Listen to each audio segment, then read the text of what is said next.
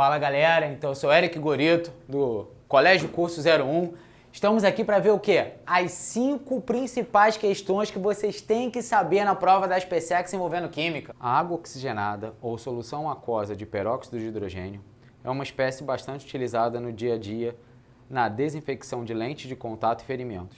A sua decomposição produz oxigênio gasoso e pode ser acelerada por alguns fatores como o incremento de temperatura e a adição de catalisadores.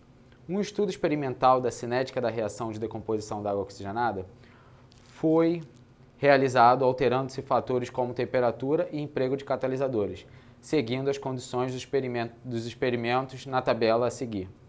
Analisando os dados fornecidos, assinale a alternativa correta que indica a ordem crescente dos tempos de duração dos experimentos. Primeiro assunto é o quê?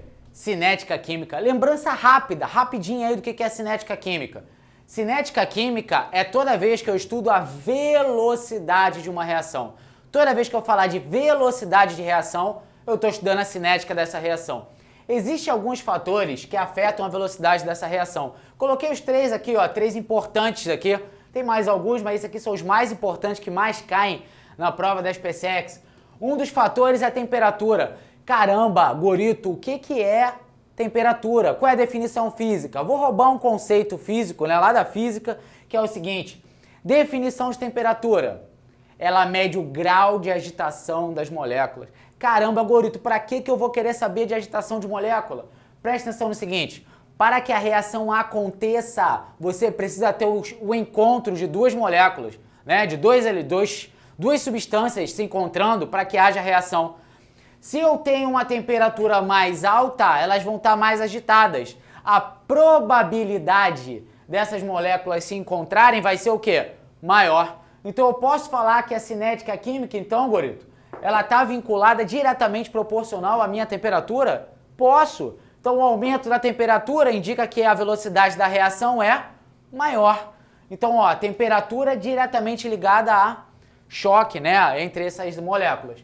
Catalisador. Catalisador é importantíssimo na minha cinética. Por quê? O que o catalisador faz? A presença dele, ele faz o quê? Diminui a minha energia de ativação. Olha para cá, olha o gráfico aqui, ó. Exemplo aqui, né? A energia, a entalpia da reação e aqui o caminho da reação. A reação, tranquilamente, ó. Termoquímica, ela fala aqui, ó. Começou aqui no H0, subiu, desceu, chegou na minha entalpia final. O que o meu catalisador faz? Olha só. Olha o tamanho da barreira energética que a minha reação tem que superar, aquela energia inicial que ela tem que superar para ela poder acontecer. Então o catalisador faz o quê? Diminui essa energia inicial, que é chamada de quê? Energia de ativação da reação. Quanto menor a energia de ativação, mais rápida é a minha reação. É óbvio, né? Imagina, eu estou escalando uma montanha. Quanto maior é a montanha, mais difícil é para mim, ou seja, a minha velocidade é menor. Aqui é a mesma coisa, ele baixa a energia de ativação e faz com que a reação ocorra mais rápido. Concentração. Concentração, você aumenta a quantidade de reagentes na minha reação. Se você aumenta a quantidade de reagentes, é mais fácil deles se encontrarem. Se é mais fácil deles se encontrarem, a reação acontece mais rápido. Se a reação acontece mais rápido, a minha velocidade de reação aumenta. Então aqui, ó, são 3 fatores que caem muito na prova da SpaceX. Chama atenção só um detalhe, que tem catalisadores químicos e biológicos. Catalisadores biológicos são as enzimas. Estão mais vinculados, têm alta seletividade de reação, né? Só que são pouco resistentes à temperatura e pH. E tem os catalisadores químicos, né? Que aparecem muito aí na prova da SpaceX, que eles são mais resistentes à temperatura e pH, mas não são tão seletivos aí quanto a reação, certo? Dicas aí importantes. Agora, como funciona a minha questão? Vamos analisar a questão. Ó, ele está colocando 4 condições, né? 4 condições para a realização de um experimento. E ele está querendo estudar quem afeta, o tempo de reação, influência de catalisador e temperatura. De cara aqui eu posso afirmar o quê? Catalisador, se tiver e temperatura alta, vai ter a maior velocidade de reação. Se a velocidade de reação é maior, o tempo vai ser maior ou menor? Menor, certo? Então, quem é aquele que tem maior velocidade de reação, ou seja, o menor tempo? Aquele que tem o menor tempo é aquele que tem catalisador e a maior temperatura. Então, se eu for olhar aqui, ó, quem é que tem a maior temperatura? Sendo os experimentos 3 e 4. Só que o experimento 3, ele tem o catalisador presente. Então, se ele tem catalisador e temperatura alta, de cara eu posso falar que o tempo 3 é o menor de todos, né? Porque ele tem os dois, temperatura mais alta e presença de catalisadores. Os outros não têm catalisador, então eu vou comparar única e exclusivamente a temperatura. Então, quem tem a temperatura 1, 2 ou 4, que seria a maior? 4. O 4 tem uma temperatura de 90, então eles teriam o tempo ali que é um pouco maior que o tempo 3. Dando sequência, qual é a temperatura que é um pouco menor que a temperatura de 4? Temperatura do 2. Para finalizar, o mais lento é aquele que tem a menor temperatura e não tem catalisador. Óbvio que a questão não poderia colocar o catalisador presente, por exemplo, em outra, né? Eles têm que fazer essa relação, porque senão o que é mais importante?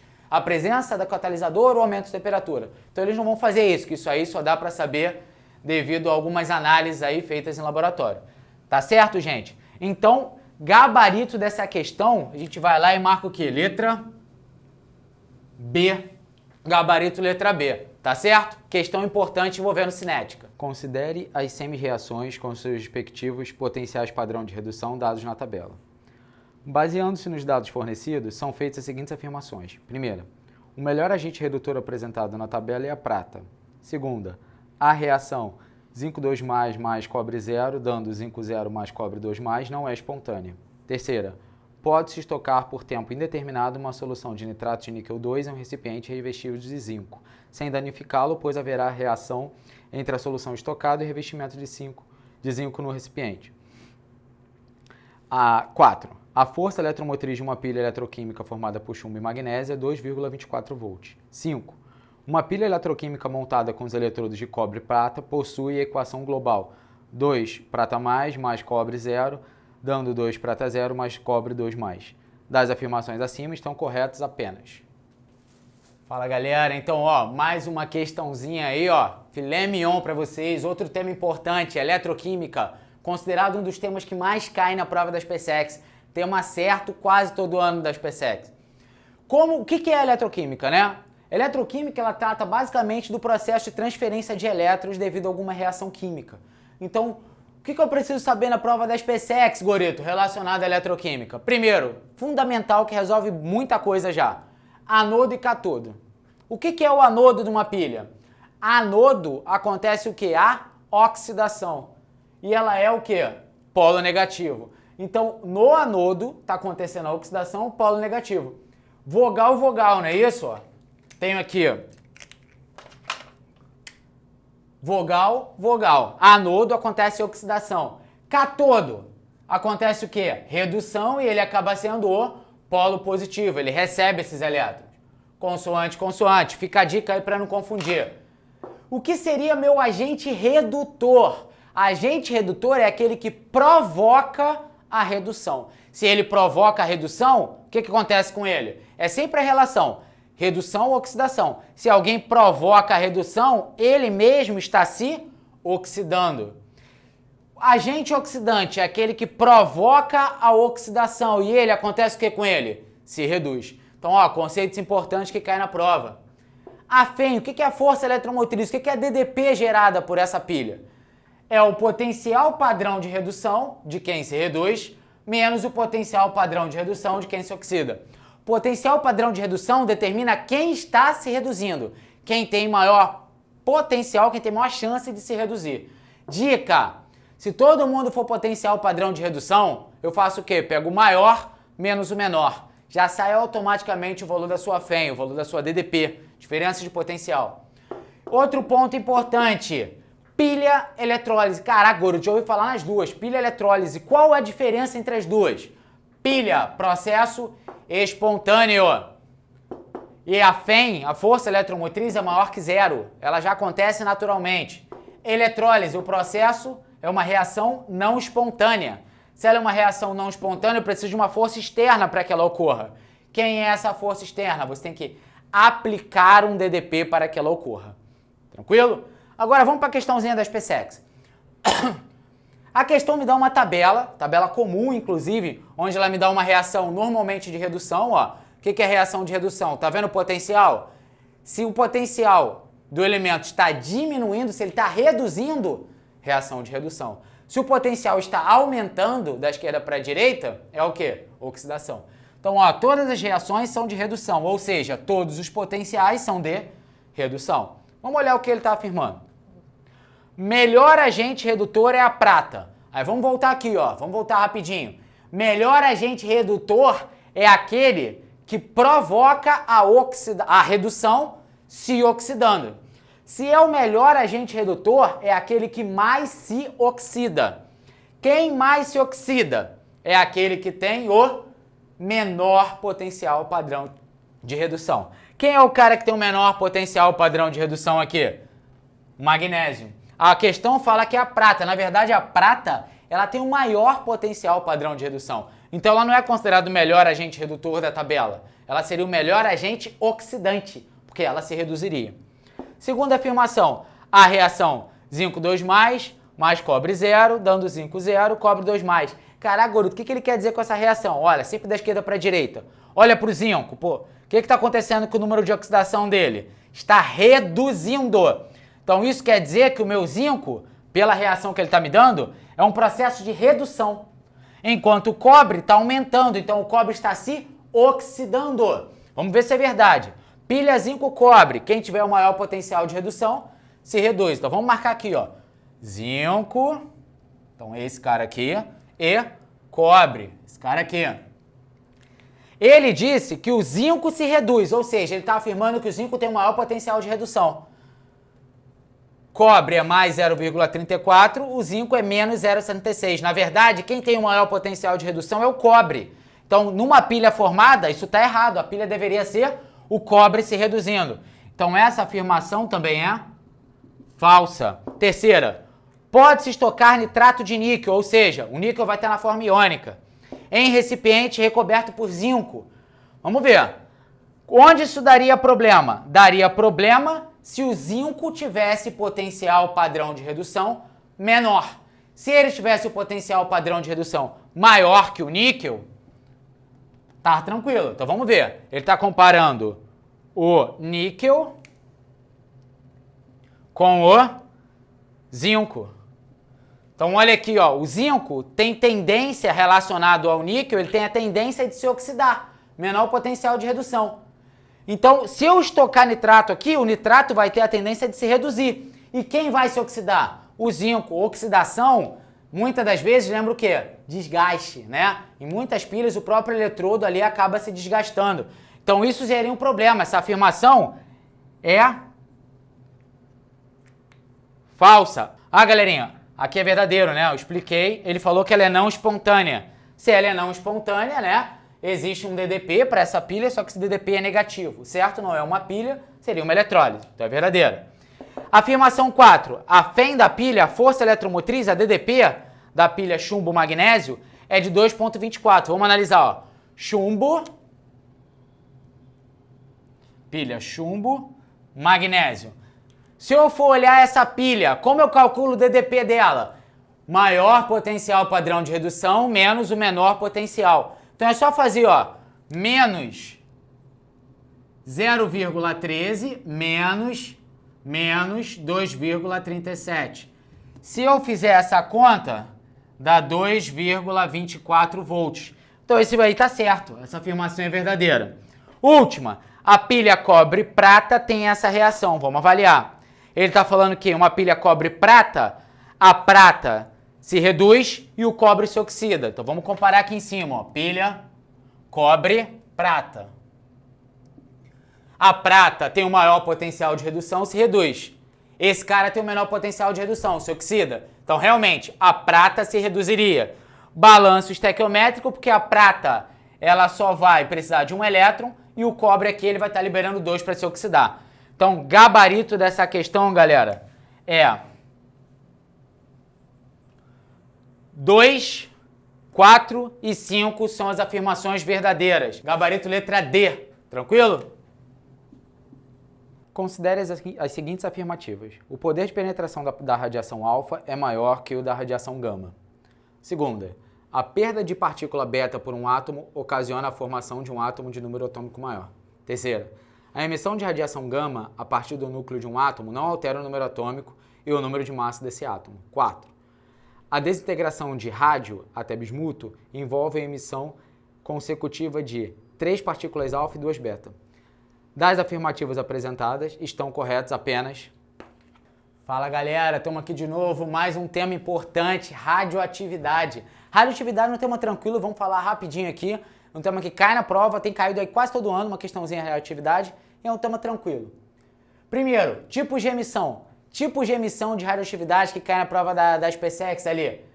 Emissão de radiação alfa. Toda vez que um átomo emite uma radiação alfa, ele perde 4 de número de massa e 2 de número atômico. E esse alfa ele tem grande massa. Como ele tem grande massa, ele não tem grande poder de penetração, certo? Emissões de partícula beta, por exemplo, elas têm uma massa menor, né? Se eu for observar aqui. Se ela tem uma massa menor, ela tem um maior poder de penetração. Então a partícula alfa, ela tem pouco poder de penetração. Partícula beta, tá vendo aqui, ó, massa zero? Ela tem um poder de penetração muito maior do que da emissão da partícula alfa. Partícula gama, ela tem um poder de penetração ainda maior do que da partícula beta. A beta, cada vez que você emite, você tem aumento de 1 unidade no número atômico do átomo que liberou essa partícula. A partícula gama, toda vez que o átomo emite, não muda nada, nem número atômico, nem número de massa. Outro tópico importante é o tempo de meia-vida. A massa de um elemento radioativo, em um tempo qualquer, ela é dada como massa inicial dividido por 2 elevado a n. Gorito, o que é M0? Massa inicial. O que é n? Número de ciclos de meia-vida. Se o tempo de meia-vida é 10 anos e passou 40, 4 meias-vidas ocorreram. Então é 2 elevado a 4. Tranquilo? A maior parte da questão da SpaceX envolve esse tópico. Questãozinha. Poder de penetração de alfa é maior do que a radiação de gama. O que a gente falou aqui agora, hein? Alfa tem o quê? Muita massa. Se tem muita massa, ela tem pouco poder de penetração. Então ele falou que alfa é maior que gama. Isso aqui é falso. Na verdade é o contrário. Gama é a maior dentre as 3 que a gente estudou. Segundo, a perda de uma partícula beta ocasiona a formação de um átomo com número atômico maior. Verdade, né? Isso que nós vimos aqui, ó. Toda vez que ele emite uma partícula beta, por isso que esse número é negativo, porque o átomo que liberou está aumentando em o quê? Em 1 unidade do seu número atômico. Então, cada vez que ele emite a beta, aumenta em 1 unidade. Isso aqui é verdade também. A emissão de gama não altera o número atômico, número de massa do átomo. Vamos lembrar aqui, ó. Gama não tem nem número de massa nem número atômico. Se ele não tem nenhum dos dois, ele não vai alterar nem número atômico, nem número de massa do átomo que o emitiu. Então isso aqui é verdade. A desintegração de rádio a bismuto envolve a emissão de 3 partículas alfa e 2 beta. Vamos ver. Cada partícula alfa, o átomo, ele perde 4 de número atômico e 2 de número atômico e 4 de número de massa. Então vamos ver. Se foram 3, né? Ele perdeu 4 para cada um, então ele perdeu 12, né? 3 vezes 4. Tá certinho, né? Se perder 3 alfa, isso acontece. Agora, número atômico. Quando ele emitiu 3 alfa, 3 vezes 2, 6. 88 menos 6, ele chegou a quanto? 82. E também emitiu 2 beta. Cada beta aumenta o número atômico em 1 unidade. Aqui, ó, era para estar 84, porque foram 2 beta. Ele disse 83. Por isso que essa afirmação é falsa. Então a questão, ela queria saber isso. Quais são as afirmativas verdadeiras? A segunda e a quarta. Gabarito dessa questão, letra D. Afirmativas 2 e 3 são verdadeiras. Tranquilo? Questão de boa aí pra gente poder resolver. Considerando a equação de reação da termita, apresentado e os valores da entalpia, calor padrão das substâncias componentes da mistura, a variação de entalpia da reação da termita é D.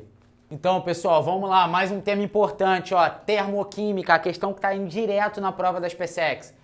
O que eu preciso saber de termoquímica? Primeiro eu tenho aqui um exemplo, né, de calor envolvendo o caminho de uma reação. Quando eu pego, por exemplo, a diferença entre início e fim de entalpia. Isso aqui é a minha variação de entalpia da reação. Se esse ΔH for positivo, a reação é endotérmica, ganhou calor. Se o meu ΔH é negativo, quer dizer que a minha reação é exotérmica, ele perdeu o calor. Nesse caso aqui, ó, o final é maior que o inicial, ΔH positivo, então ela é endotérmica. Como eu calculo o ΔH quando ele me dá a entalpia de formação? Quando ele me dá uma entalpia de formação, é entalpia de formação do produto menos entalpia de formação do reagente. Tomem um cuidado só se ele me der entalpia de ligação, que é o inverso. Tranquilo? Vamos para a questão agora. Ele está me dando a reação da termita e ele está perguntando qual é o ΔH desta reação. E ele está me dando as entalpias padrão de formação de todo mundo aqui, ó. Então, o que eu tenho que fazer? Variação da entalpia padrão de formação, lembram? Nós escrevemos aqui, ó. É só pegar a entalpia de formação dos produtos, o somatório delas, menos a entalpia de formação do reagente. Quem são os produtos? Ferro. Qual é a entalpia do ferro, gente? Ele me dá, ó, quanto é o valor da entalpia? 0 mais outro produto. Óxido de alumínio. Trióxido de alumínio. Como vai ficar isso? Al2O3 seria 1 vezes. Qual é a entalpia padrão de formação? Menos 1675,7 menos, porque é produto menos reagente. Como é que ficou aí o reagente? Reagente nós temos o alumínio, 2 vezes, mais o alumínio, a gente já sabe que é uma substância simples, também é 0. Mais, qual seria a do trióxido de ferro? 1 vez menos 824,2. Caraca, gurita, é só fazer essa conta aí? É. Como a gente faz essa conta? Ó, eu já sei que isso aqui dá 0. Esse aqui vai dar menos 1675,7. Esse aqui dá 0. Esse menos vai mudar o sinal aqui, né? Propriedade distributiva. Então vai ficar mais 824,2. Então qual seria a variação de entalpia da reação? Repete o sinal do maior, não é isso? E subtrai. Fazendo essa subtração, 851,5 kJ por mol. Então, essa é a minha resposta? É. Gabarito dessa questão é letra C, Charlie. Questão tranquila, só usando entalpia de formação. Um mineral muito famoso pertencente ao grupo dos carbonatos e que dá origem a uma pedra semi-preciosa é a malaquita, cuja fórmula química é: experimentalmente pode-se obter a malaquita pela reação de precipitação que ocorre entre soluções aquosas de sulfato de cobre 2 e carbonato de sódio, formando um carbonato básico de cobre 2 hidratado, conforme a equação da reação.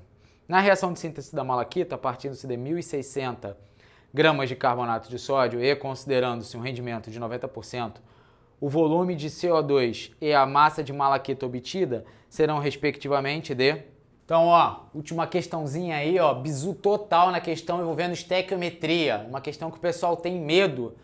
E é uma questão que envolve alguns pontos. Primeiro, qual é a definição de pureza? Pureza é o quanto da substância, o quanto do reagente efetivamente existe em determinado material. Rendimento, o quanto daquele reagente que existe realmente virou produto. Então, esses dois conceitos importantes. Ele me dá essa reação, né? Essa reação gigante.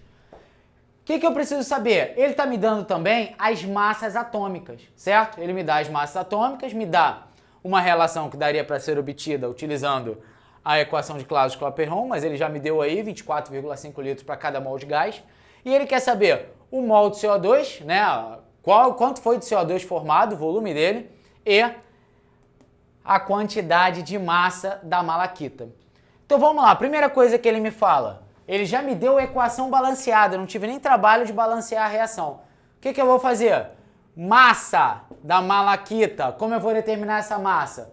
Como ele já me deu todas as massas atômicas, só vou calcular, né? 2 vezes a massa de sódio, mais a massa do carbono, mais 3 vezes a massa do oxigênio. Isso aqui vai ser minha massa de carbonato, que é o reagente que ele está colocando. Malaquita, cobre mais carbono, mais 3 vezes oxigênio, mais cobre. Aqui eu tenho hidroxila, 2 duas hidroxilas ligadas a esse cobre.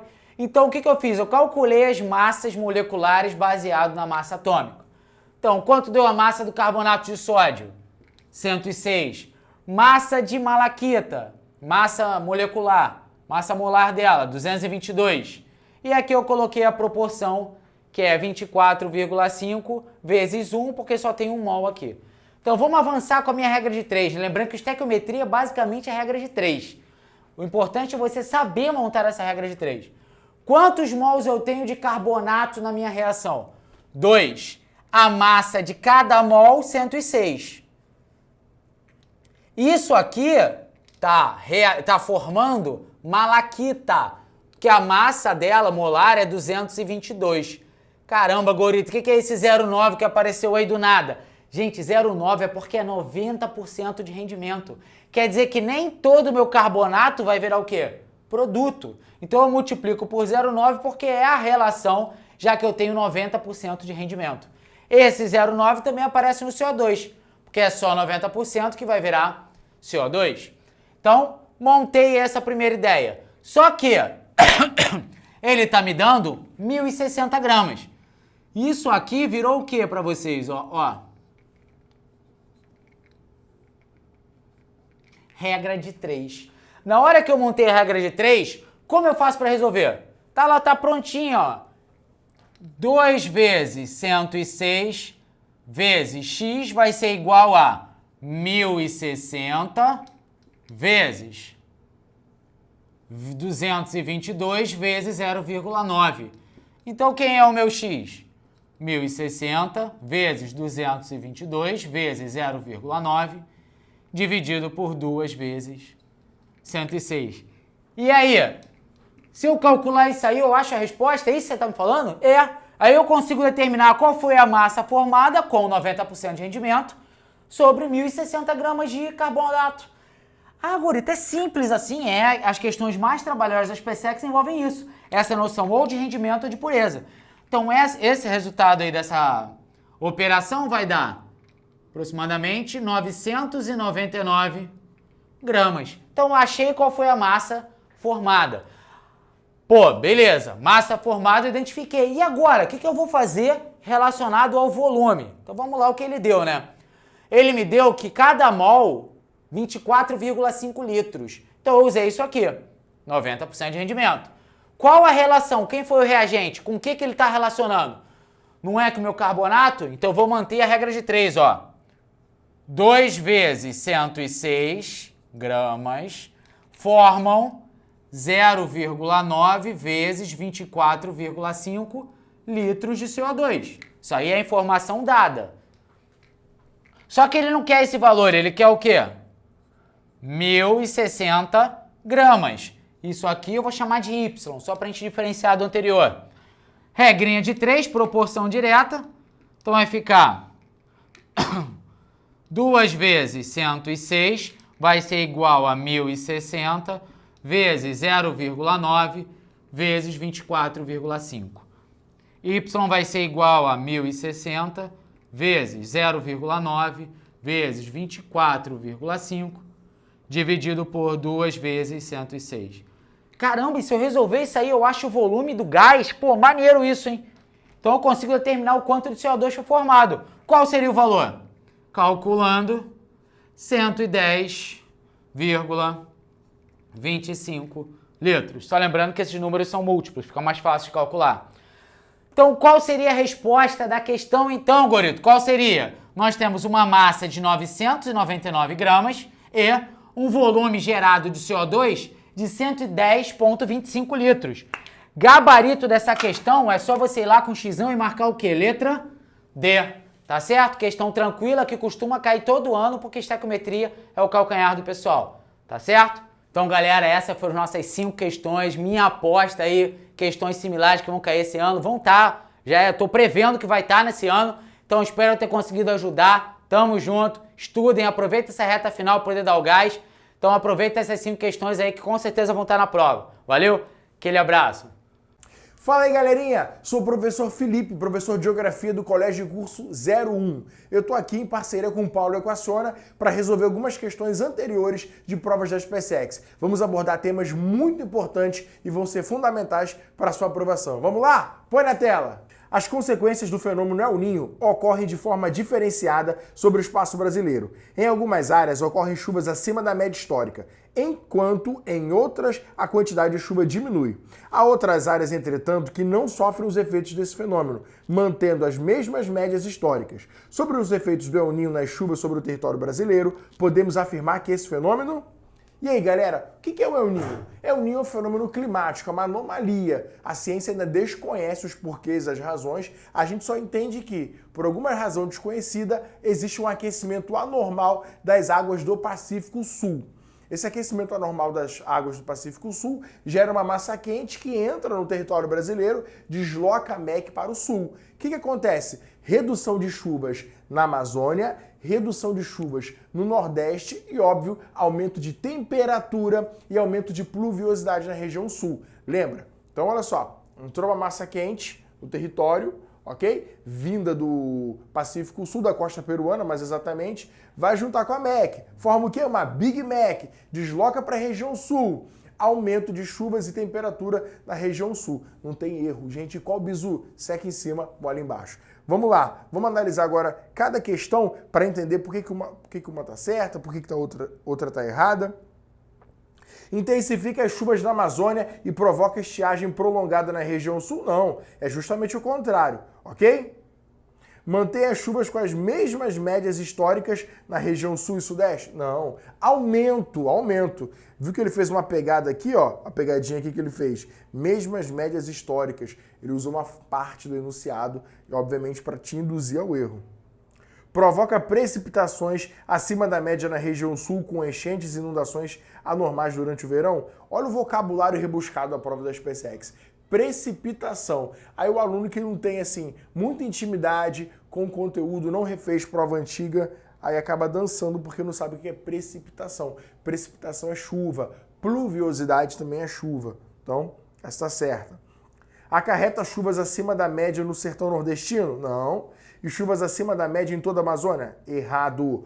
Provoca grande estiagem na região sul e eleva as médias pluviométricas. Olha só o vocabulário científico rebuscado. Média pluviométrica é média de chuva. Pluviosidade é chuva. Na região nordeste? Não. Então, o gabarito desta questão é a letra C, ok? Fica ligado no vocabulário rebuscado, termos científicos. A SpaceX é uma prova sofisticada e ela gosta de saber até onde o aluno está capacitado, está familiarizado com os contextos e os conceitos da matéria que é cobrada em prova. Segunda questão. Na Serra do Mar, na região sudeste do Brasil, durante o verão ocorrem deslizamentos de terra, causando prejuízos e perdas humanas. Esses deslizamentos, em grande medida, são desencadeados por intensas chuvas, pontinho, que decorrem do movimento ascensional forçado da umidade oceânica, oriunda da massa de ar, pontinho, pelas escarpas litorâneas. Ao atingir elevadas altitudes, essa massa de ar perde temperatura, provocando condensação de vapor e consequente precipitação. A palavra precipitação de novo. Questão de massa de ar, misturou massa de ar com tipos de chuva. Existem 3 tipos de chuva, coleguinha, 3 tipos de chuva. Olha só. Qual o primeiro tipo de chuva? É a chuva convectiva. É o pancadão do verão. Ela é rápida e intensa. Você tá lá de boa, ó. Uou! O mundo se acaba, chove tudo que tem que chover e acaba. Qual o segundo tipo de chuva? Chuva frontal, que a gente chama de chuva de inverno. Ela tem longa duração e baixa intensidade. Aquela chuvinha chata. Começa sexta-noite, só vai acabar segunda de manhã. Aquela chuvinha aqui dá o game over no final de semana. Ela é resultante do encontro de uma massa fria com uma massa quente. Terceiro tipo de chuva, chuva orográfica, também conhecida como chuva de relevo. Olha o nome, chuva de relevo. Ela acontece por conta disso. Uma massa úmida encontra uma formação de relevo, tem que subir para transpor. Quando sobe, condensa. Então, esse tipo de chuva vai estar relacionado, obviamente, com alguma elevação. Ok? Onde tem esse tipo de chuva? Vamos ver agora. É a hora da verdade. A hora do gabarito. Só spoiler de prova, hein? Só spoiler de prova. Colégio Curso 01 e Paulo Equaciona ajudando você a conquistar sua aprovação. Assinale a alternativa cujos termos completam correta e respectivamente as lacunas. O que ele quer saber? Ele quer saber o quê? O tipo de chuva e a massa responsável. O que ele falou pra gente? Na Serra do Mar. Opa! Serra. Serra? Serra é um tipo de relevo, elevação. Então, ó, já fez uma relação. O que chuva tem a ver com relevo? Nada. Por quê? Chuva é o quê? É água que evapora e desce. Mas quando ele fala, quando ele cita uma formação de relevo, fatalmente, chuva orográfica. Chuva orográfica. Opa, tem duas aqui, professor. Aqui, ó, quis cartear, mas tem duas. E agora? Polar atlântica ou massa tropical atlântica? Colega, ele falou verão. Massa polar atlântica, MPA, não tem força no verão, ela encolhe no verão. Ela tem o quê? Ela tem projeção onde? No inverno, ok? Então vamos lá, vamos fazer análise de todas as questões. Gabarito já é A, ok? A, orográfica, por quê? Chuva aqui, massa de ar úmida que vai colidir com Serra do Mar, com elevação, então vai precipitar, vai gerar chuva. MTA é a massa que vem o quê? Do Oceano Atlântico, entra no Sudeste, vai levando chuva e quando encontra com essas projeções de relevo, vai precipitar mais ainda. Frontal? Não. Por que não é chuva frontal? Ele não falou de encontro de massa fria com massa quente, polar atlântica também fora de cogitação, por quê? MPA não tem relevância no verão. Convectiva? Opa! Aí o cara pensa assim, pô, convectiva, né? Ele falou de verão, mas ele citou o quê? O que ele citou? Ele citou a serra. Então, quando fala de serra, quando fala do relevo e chuva, se você não tiver essa percepção, você não consegue entender. Mas é importante lembrar que chuva não tem nada a ver com relevo. Mas quando tem relevo, geralmente a questão induz a gente a pensar o quê? Que é chuva orográfica. Por isso que é bom ler com atenção. MEA? Não. A MEA é a única massa, caiu na ESA, hein? Massa equatorial atlântica, a única massa que é gerada no hemisfério norte. Ela tem área de atuação no Nordeste e na Amazônia. Não é o caso, está falando do Sudeste aqui. Orográfica e polar atlântica. Orográfica pode ser, podia ser, porque é o tipo de chuva orográfica. MPA não tá. Massa polar atlântica só tem força no inverno, está falando de verão. Frontal não tem como, porque ele não falou de encontro de massa fria e massa quente. E a gente sabe que frontal é uma chuva de baixa intensidade, ele falou de deslizamento. Então é chuva que faz o quê? Que vem com grande volume. E MTA, então não está errado, não está certo. Então o gabarito letra A. A de aprovação, e aprovação é onde? É no Colégio Curso 01, ok? É a de aprovação, da sua aprovação, hein? Mamãe, virei tenente! Imagina, que bacana. Próxima questão. Música de mistério. Sobre o impacto da modernização econômica e da integração nacional, o Brasil passou de um país agroexportador e rural a um país urbano e industrial. Um processo vertiginoso de urbanização revolucionou a sociedade brasileira em apenas meio século, mas esse é um processo regionalmente desigual. As desigualdades no ritmo da urbanização regional do Brasil evidenciam-se. Então, por mais que o Brasil tenha tido um processo de desenvolvimento urbano e industrial no século XX, esse processo não pode ser entendido de forma igualitária ou homogênea. É um território muito grande, então ela foi muito mais dinâmica na região sudeste, na região sul, do que nas demais regiões. Então haviam ritmos de desenvolvimento diferenciados, existiam ritmos de produção industrial também diferenciado. Então a gente tem que entender que a região sudeste é o foco, é onde tudo acontece, especificamente Rio-São Paulo. Eixo Rio-São Paulo, esse motor, é o dínamo que vai mover a economia brasileira. Vamos às questões. Na configuração geral das redes de transporte, a qual se apresenta mais densa e articulada nas regiões mais povoadas e economicamente mais dinâmicas, como as do Sudeste e do Sul do país? Exato. Ela é muito mais dinâmica, as redes de transporte, energia, ela é muito mais povoada, as cidades oferecem serviços muito mais complexos no Sudeste e no Sul. Destaque para as capitais, que também são regiões metropolitanas. 2. Na configuração de suas redes urbanas, as quais se apresentam menos integradas na região norte e centro-oeste e são caracterizadas por um pequeno número de metrópoles e grande número de cidades médias com função de capitais regionais? Não, a gente não tem essa configuração. nas fortes diferenças no ritmo de transferência da população do meio rural para o meio urbano, destacando-se a região Nordeste, que devido ao intenso êxodo rural, sofreu e conheceu uma rápida trajetória de urbanização. Não, gente, a região Nordeste não conheceu e não viveu essa trajetória de urbanização. Ela tem alguma movimentação do campo para a cidade, mas é do campo do Nordeste para as cidades do Sudeste. Então esse contingente ele vai engrossar os pulsões de pobreza, a favelização, vai aumentar o número de pessoas que vão trabalhar nas fábricas em outras regiões, não na região Nordeste. Nos diferentes níveis de investimentos de capital realizados tanto pelo Estado como por empresas nacionais e transnacionais, que selecionando um número reduzido de cidades do país, acabaram determinando um processo de metropolização mais acentuado na região sul. Perfeito, é isso aí. Então a gente tem uma participação não só de indústrias nacionais, como transnacionais que vão escolher a região a região Sudeste, com destaque para São Paulo e Rio, destaque para o ABC Paulista, onde a gente tem grandes automobilísticas, todas transnacionais. Então, o ABC Paulista é um polo de produção industrial, produção automobilística, empresas estrangeiras, investimentos estrangeiros que vão tornar a São Paulo o maior polo industrial do Brasil, vão tornar a região Sudeste o motor econômico da nação e, obviamente, isso se fez com muito investimento. Combinado, investimento estrangeiro e investimento nacional. Vamos ao gabarito? Gabarito letra D, 1 e 4, ok? 1 e 4, então 3 e 2 estão erradas. 1 e 4, letra D, D de dedicação, disciplina e determinação, ok? Vamos para a próxima.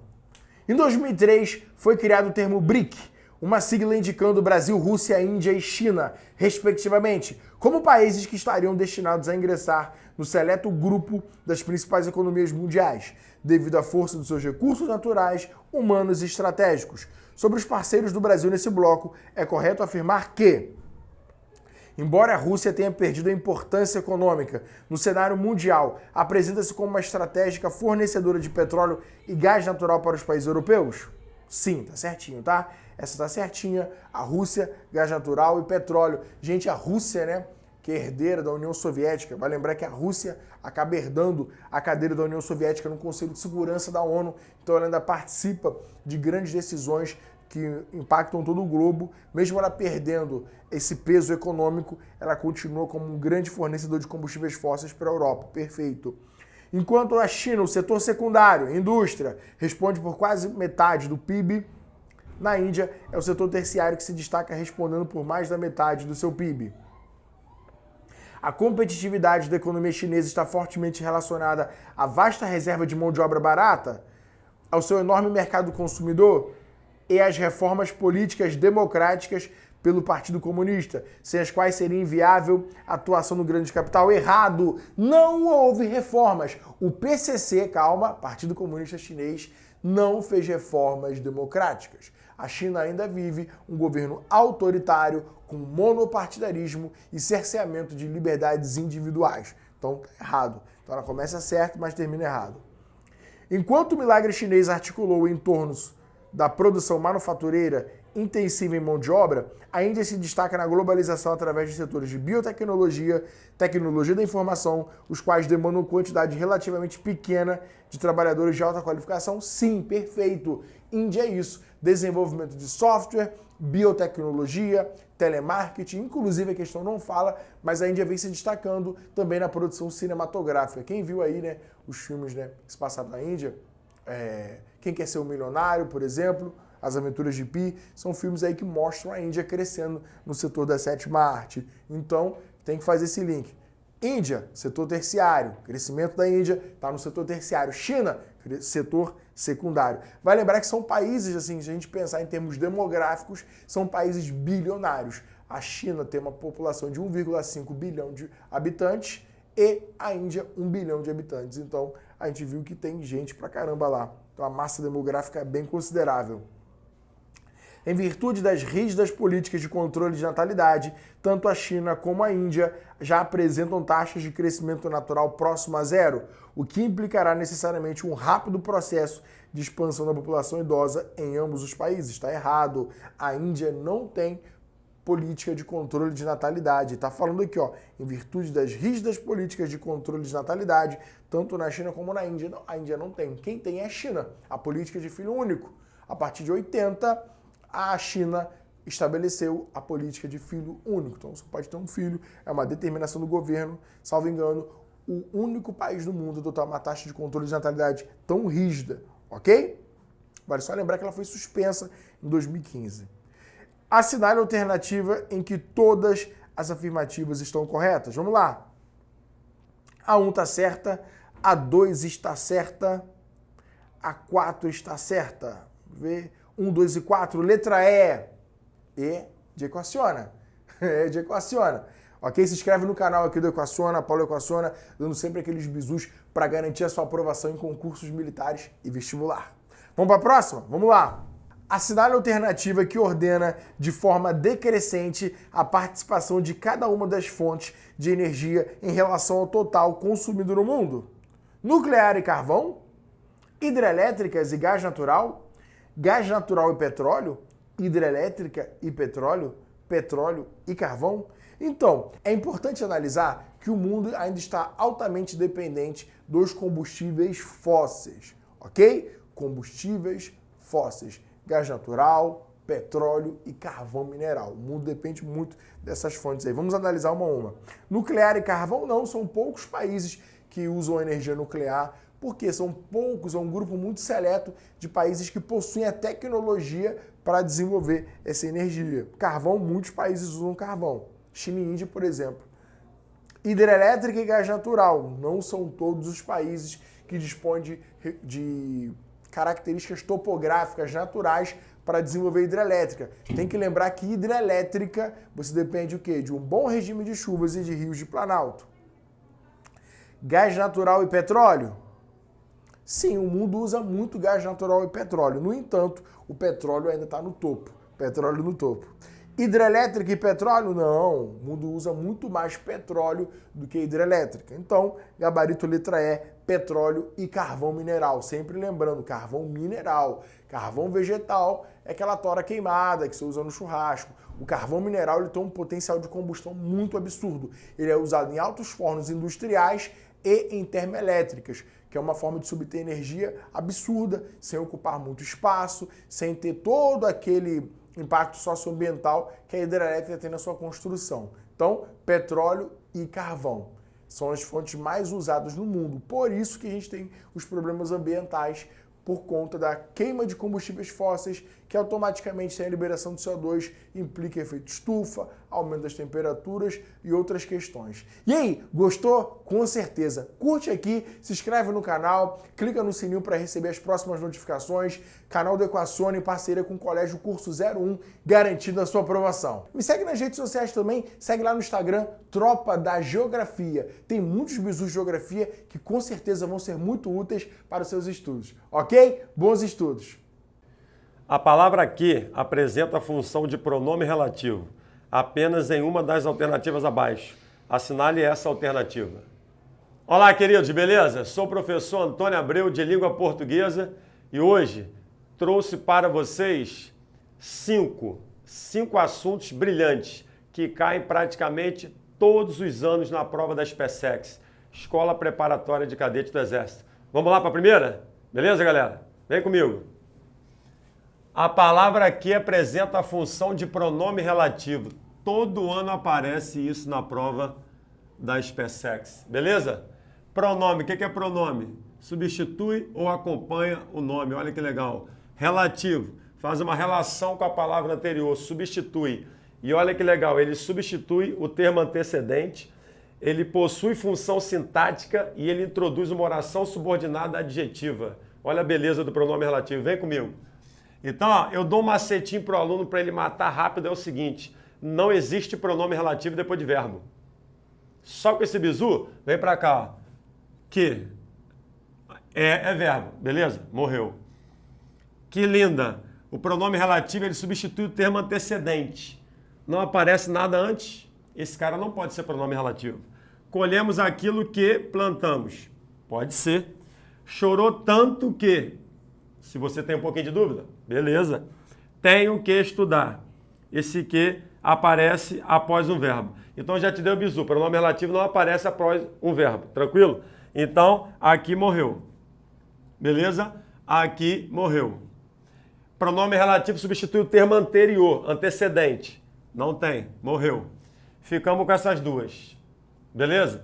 Chorou tanto que, macetinho que eu dou também, ó, tanto, tamanho, tal, mas que na primeira oração, que é a oração principal, você encontra tanto, tamanho, tal. E a outra começa com o quê? O que é isso, Antônio? Oração subordinada adverbial consecutiva. Olha aí, ó. Chorou tanto. Qual a consequência disso?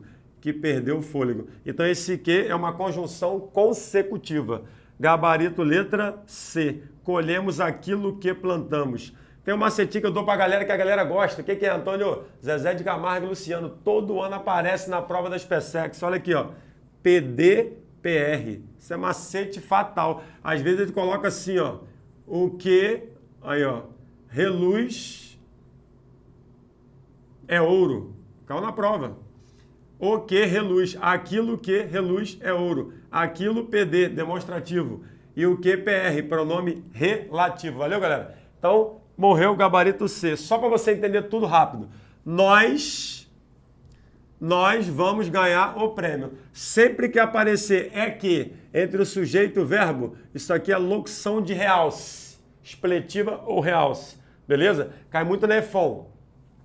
Letra B, que linda. Linda é adjetivo. Sempre que o que aparecer antes de um adjetivo, você troca por muito. E é advérbio de intensidade. Cai bastante na AFA. Beleza? Colhemos aquilo que plantamos. O que é pronome relativo é a resposta da questão. Já vou voltar. Chorou tanto que, conjunção consecutiva, consequência. Tenho que estudar. Isso aqui já caiu na SPSEX em outra questão como resposta. Eu tenho que estudar. Isso aqui é uma locução verbal, ó. Ligado pelo que. Você tem as preposições essenciais, beleza? A, ante, até, após, com, contra, de. Vai embora. Aqui, ó, você troca por de, ó. Sempre que o que aparecer entre dois verbos. Normalmente o primeiro é ter ou haver. E aqui equivale a de. Isso é uma preposição. É essencial? Essencial não é. Acidental. Beleza, galera? Então, ó, morreu. Gabarito, letra C. Antônio, qual é a função sintática do pronome relativo que cai quase todo ano nas SPSEX também? Você pega o termo anterior, aquilo, joga aquilo, ó. Aquilo plantamos. Quem plantamos? Nós. Nós plantamos, ó, sujeito oculto. Quem planta, planta algo, beleza? VTD, verbo transitivo direto. Plantamos o quê? Aquilo, objeto direto. Então morreu. É um pronome relativo, que é a resposta da questão. Em outras questões da SPSEX cobra a função sintática, que na maioria das vezes é sujeito, só que aqui é objeto direto. Valeu, galera? Um abraço. Assinale a alternativa que completa corretamente as lacunas da frase. Beleza, queridos? Vamos lá, então. A primeira questão, nós falamos sobre pronome relativo. Presença confirmada todos os anos na prova da SPSEX. Ainda falando sobre ele, aquela hora a questão pediu só para achá-lo. Agora é para empregá-lo na frase. Olha que lindo. Este é o autor... Pontinho, pontinho, obra, tenho simpatia. Aqui já vai te dar uma dica, ó. E, pontinho, pontinho, gosto muito, tá aqui. Beleza? Então vamos lá. Este é o autor, obra. Então olha o bizu que eu te dou, ó. Eu dou um macete pro meu aluno que é o seguinte. Este é o autor, obra. A obra é de quem? Obra dele. Aí, ó. Se a obra é dele, dá ideia de posse. Se dá a ideia de posse, você usa o pronome relativo lindo, adequado para cá. Qual é? Cujo. Antônio, qual é o macete para usar o cujo que eu sempre erro? Tá aqui, ó. S, cujo, S. Vê se você pega a ideia. O cujo, ele aparece sempre entre dois substantivos. Olha que lindo. Autor é substantivo.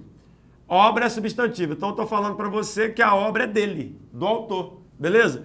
E o último macete para você acertar quase todas as questões. Ele não aceita artigo depois. Ó, a menina cuja a mãe. Não, a menina cuja mãe. A menina cujo pai. Não, a menina cujo pai. Não tem cujo o, cuja a. Ele aceita preposição antes. Aí é regência. Artigo depois não. Beleza? Então vamos embora. Este é o autor. Beleza? Cujo obra, não. Ele é um pronome variável. Existem 8 pronomes relativos. 5 invariáveis. Que, quando, onde, como. Beleza? E você vai ter o quanto. São os invariáveis. Cujo ou qual. E quanto são variáveis. Beleza? Tranquilo aí? Então vem. Este é o autor, obra. A obra é dele, da ideia de posse. Então, ó, o que acontece? Tenho simpatia. Aqui que é o tchan. Esse E aqui da ideia de soma. Quem tem simpatia, tem simpatia. Cadê a regência aqui? Ó? O pronome relativo está correto. Beleza? Cuja obra. Tranquilo. Ó. Beleza? Então, ó, não tem regência. Então aqui eliminei. A regência está incorreta. Por cuja. Quem tem simpatia por. Beleza? Tá aqui, ó. Cuja. Cadê a regência? Também não tem. Então elimina. Beleza? Embaixo. Por cuja, tranquilo, pode ser. Então, ó, letra B de bola, Antônio, de cuja. Quem tem simpatia de, não, quem tem simpatia por. Então, eliminamos aqui a regência também, ó. Ficamos com C e E, olha que legal. De 5, sobraram 2. Vem pra cá, por cuja A. Eu te dei um macete aqui, ó. O cuja, ele aparece entre 2 substantivos e não aceita artigo depois. Então, não aceita artigo depois. Morreu a questão. Então, eu tenho aqui, ó, este é o autor por cuja obra tenho simpatia. Quem tem simpatia por. E, tá aqui, ó, de quem gosta. Quem gosta, gosta de. Isso é um verbo transitivo indireto. Valeu, galera? Então, eliminamos rapidamente uma questão que aparentemente é difícil. Gabarito letra C. Valeu? Marque a única alternativa correta quanto ao emprego do verbo. Beleza? Vem comigo novamente. Questão 3. Se você me ver na rua, não conte a ninguém. Verbo que cai direto também, ó. Mãe e filha, põe. Verbo por. Era ponere, poere, poe e por. O por pertence à segunda conjugação. Já caiu também, hein? Não pensei que ele reouvisse. Verbo difícil. Evitaram o desastre porque frearam. Todos falam, as súplicas da mulher não o deteram. Então já achamos os verbos perigosos. Beleza, queridos? Vem pra cá. Se você me vê, vou te dar um bisuzinho que é assim, ó. De ver, vai pra vir. De vi, é. Beleza? Quando eu ver o presidente, não. Quando eu vir o presidente.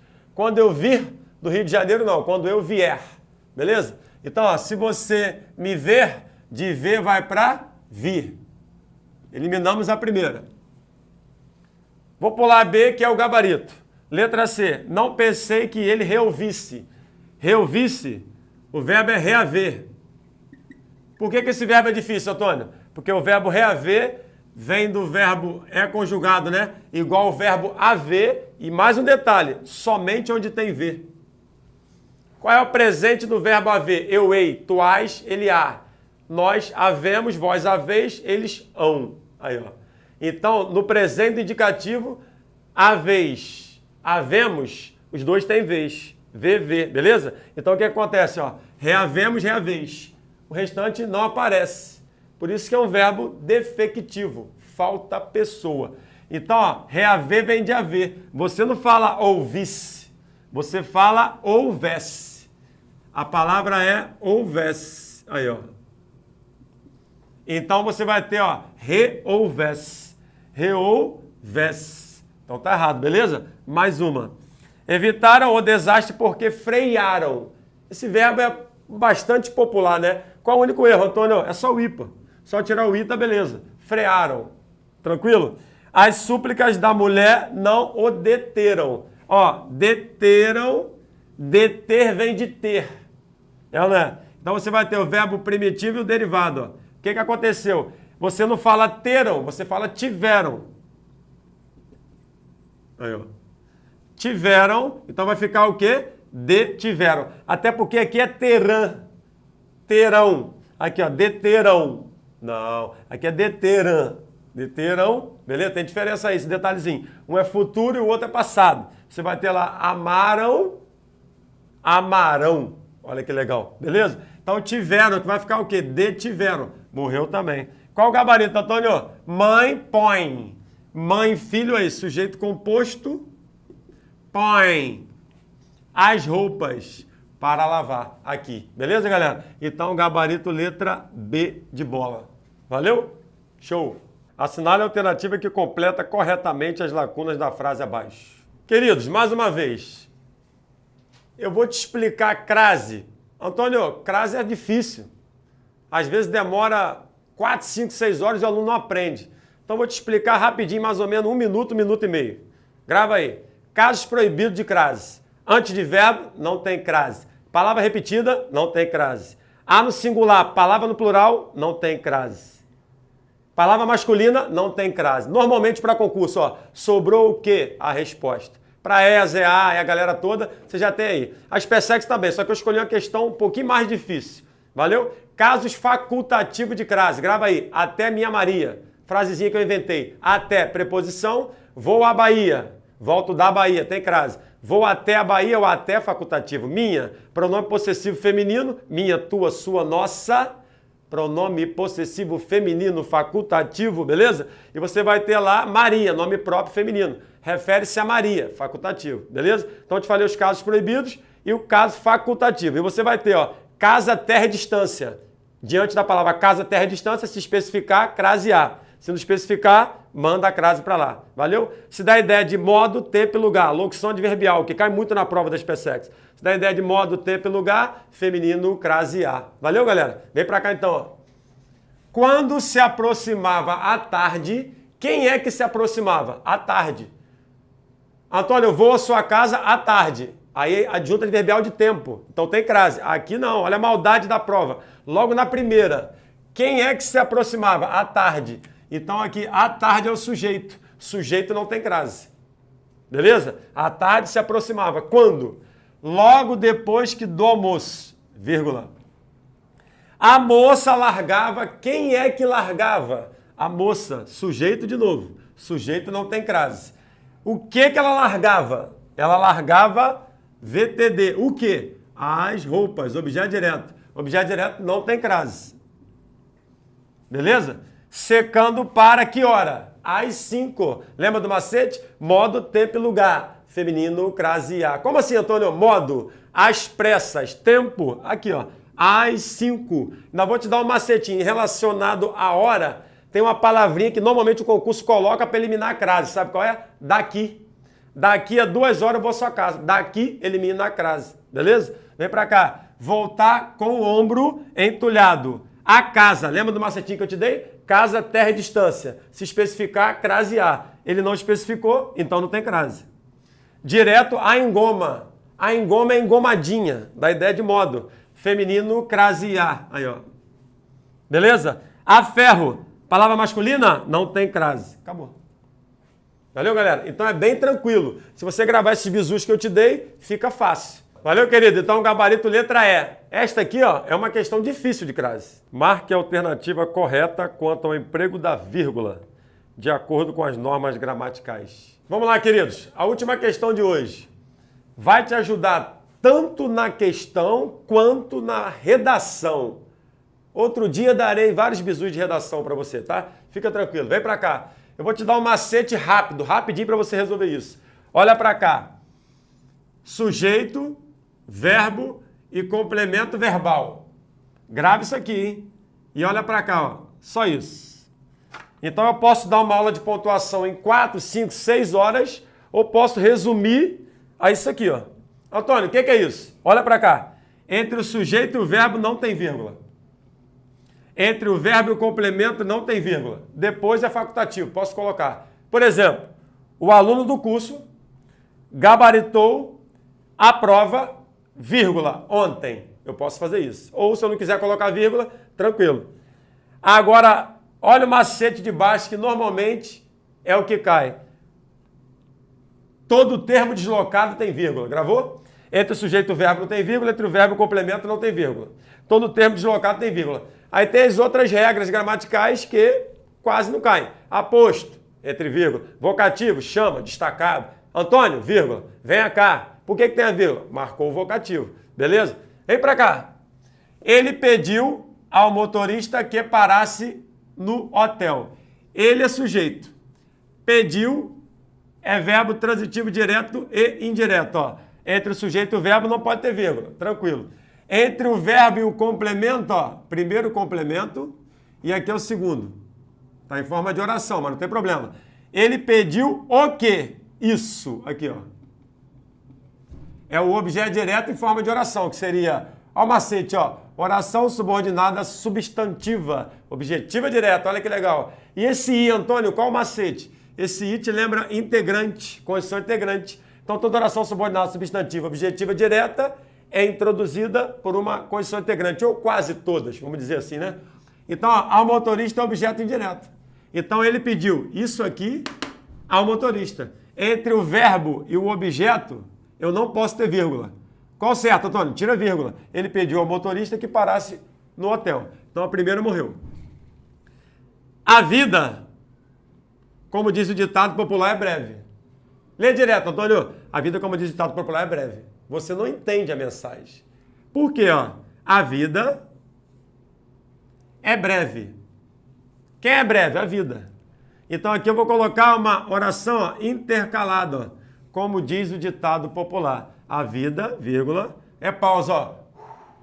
Como diz o ditado popular, é breve. O que é vírgula? É pequena pausa. Morreu também. Letra C. Da sala eu vi. Da sala eu vi. Da sala não é sujeito. Ó. Quem vem na frente da frase é o sujeito. Se o sujeito não está na frente, o que acontece? Então já tem alguém deslocado normalmente, né? Porque às vezes pode começar com o verbo já. Mas vamos dizer que tem aqui, ó, um termo deslocado da sala, da ideia de quê? Lugar. Todo termo deslocado tem vírgula. Todo termo deslocado tem vírgula. Não vou nem ler o resto. Tá errado também. Beleza? Atletas de várias nacionalidades. Isso aqui é muito comum cair em concurso. É, né? Ele coloca o sujeito bem grande, ó. Olha o tamanho do sujeito. Atletas de várias nacionalidades. Esse é o sujeito. Cadê o verbo? Participarão. Aí, ó, é o verbo. Quem participa, participa de algo. Transitivo indireto. O que é transitivo indireto, Antônio? É um verbo que pede complemento, aqui, ó, com preposição, objeto indireto. O que é dar? De mais a. Aí, ó. De, preposição pedida pelo verbo, isso é regência verbal, e o a é artigo de maratona. Valeu, galera? Então, ó, entre o sujeito e o verbo, eu não posso ter vírgula, então tá errado. Qual é o núcleo do sujeito aí, Antônio? Atletas. Não posso ter vírgula. Qual o gabarito? Rapidamente. Letra E. Meus olhos ardiam muito. É, né? Por causa de que seus olhos ardiam muito? Devido à fumaça intensa. Isso aqui poderia aparecer no final, ó. Meus olhos ardiam muito devido à fumaça intensa. Não precisava de vírgula. Ou, se você quiser colocar, pode. Meus olhos ardiam muito, vírgula, devido à fumaça intensa. Agora, se eu colocar no meio, o ideal é entre vírgulas. Então, está corretíssimo. Então, só para fechar, entre o sujeito e o verbo não tem vírgula, entre o verbo e o complemento não tem vírgula. Todo termo deslocado tem vírgula. Antônio, eu posso botar duas vírgulas entre o sujeito e o verbo? Duas está sempre certo. Antônio, vírgula, ontem, vírgula, comprou, vírgula, tranquilamente, vírgula, uma casa. Duas vírgulas entre o sujeito e o verbo, tá certo. Mas isso é difícil aparecer no concurso. Normalmente ele coloca uma só, estica o sujeito, já caiu assim, ó. O animal mais raro do zoológico nacional, vírgula, é o gorila. Quem é o gorila? O animal mais raro do zoológico nacional. Então, não tem vírgula entre o sujeito e o verbo, nem entre o verbo e o complemento. Valeu, queridos? Um abraço. É isso aí, galera. 5 questões, ó, para a sua aprovação. Normalmente na SPSEX caem 20 questões. Dessas 20, vamos lá. 4 de texto, 4 de literatura e 12 de gramática. Passei 5 para vocês hoje. Valeu, galera? Um abraço para todos. Alô, galerinha! Olha quem tá aqui no canal do Paulão. Leonardo Chucrute, você já me conhece lá do meu canal. E hoje eu tenho uma palavra extraordinária para você. A gente está chegando na prova basicamente na semana. E como a gente vai encarar aquela prova é fundamental para eu decretar a minha vitória. Então, primeira coisa, cara, o portão vai fechar meio-dia e meia, de meio-dia e meia a 1h30. você fica lá com seus pensamentos. E essa hora é a hora de declarar que você é mais do que vencedor, que você vai passar nessa prova, que você fez por onde. Olha, você está aqui assistindo um aulão de véspera de prova, você está assistindo um aulão porque você acredita. Então, somente quem pode tirar essa vaga de você é você. Então eu não quero você declarando que não vai conseguir, que não vai dar certo, que são poucas vagas. Não! Eu quero você falando, Chucrute, eu vou conseguir. Esse ano é o meu ano, é o ano que eu escolhi, que Papai do Céu separou para mim para eu vencer. Esse é o ano que eu vou transformar e vou mudar a minha vida. Esse é o ano que eu vou crescer. Ah, Chucrute, mas tem uma questão ou outra, ou uma matéria ou outra que eu ainda não sei. Sua autoconfiança tem que estar lá na lua. Chucrute pensava assim também e eu falava assim, Papai do Céu vai mandar a prova para mim, vai mandar as questões que eu sei. Porque como você encara aquela prova, como você inicia, é fundamental para dizer que o resultado veio. Nós acreditamos em você. Você é capaz. Então acredite, autoconfiança é importante, velho. Eu tenho certeza que você vai arrebentar nessa prova. Eu tenho certeza. E depois eu quero os comentários aqui no canal do Paulo, lá no meu canal, lá Leonardo Chucrute. Eu vou estar esperando você lá no Instagram. Chucrute, passei, graças a Deus, deu certo. Essa aula foi fundamental, foi importante, essa palavra de vitória. Porque eu quero você empoderado, eu quero você arrebentando. E uma excelente prova para você.